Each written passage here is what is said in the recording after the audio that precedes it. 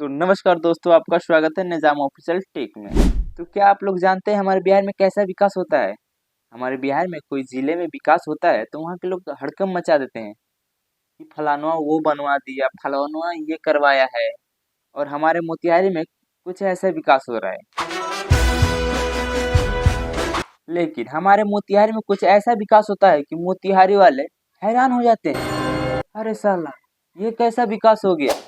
क्या आप लोग जानते हैं क्या विकास हुआ है? तो मोतिहारी के जानपुल चौक का नाम बदल के कर्पूरी चौक रख दिया गया है।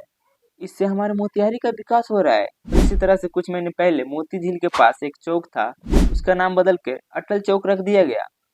ऐसा ही नाम बदल बदल के हमारे बिहार के मोतिहारी जिला में बहुत ही जोरों शोर से विकास हो रहा है। और उन्हीं नेता से कह दिया जाए कि मोतिहारी के चीनी मिलवा खुलवा दीजिए, तो नहीं, उनसे ये काम नहीं होगा। और चौक का नाम बदल बदल के बिहार और मोतिहारी का विकास करने चले हैं। मूर्ख कैसे बनाते हैं इन नेताओं से सीखिए। तो ऐसे मूर्ख कब तक बनाइएगा लोगों को? आप लोग को शर्म वरम नहीं आता है? बताइए। हाँ, आपको शर्म कैसे आएगा? बार बार आप ही को लोग जिता रहा है।